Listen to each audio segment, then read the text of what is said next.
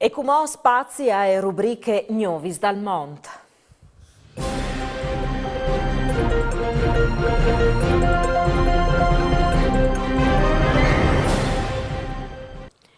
Virzin che sta appuntamento con Novis dal Mont velando al Fogolar Furlan di Brisbane, che ha celebrato la ricorrenza dai 4 di novembre di Unità Nazionale de Giornate de Sfuarcis Armadis, dunque la sezione dell'Associazione Nazionale Alpins, che è a sede proprio in città australiane. In sede dal Fogolar si sono chiatati sfurcussi gli pennis neris, ma anche carabiniers e membri dell'Associazione de Marine Italiane.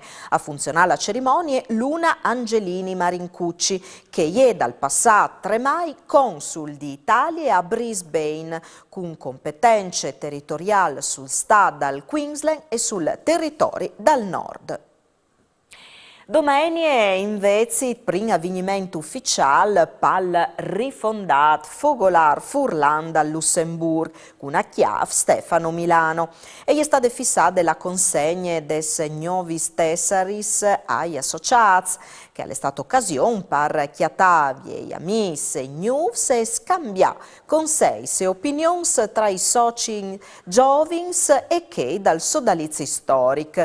Il Fogolar allevier cumò ai new iscritti e as generazions giovanis di emigranti, con anche la virtudure di diversi paginis social. E ossierin che sta appuntamento con la prima nazionale dal docufilm Sta al Mont Turoldo e Pasolini, presentata a Vignesi in tal'ambito de convigne Turoldo, Pasolini, Balducci, la cultura tanche resistenza civile.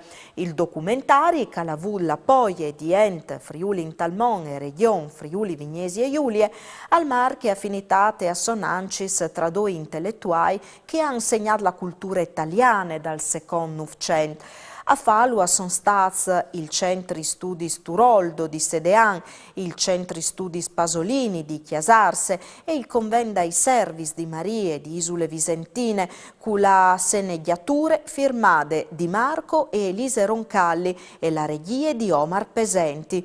La prima proiezione regionale sarà proprio a Coder di Sedean, in Teglese Parrocchial, sabide prossime, in contemporanea con la presentazione a Palazzo Real di Milan.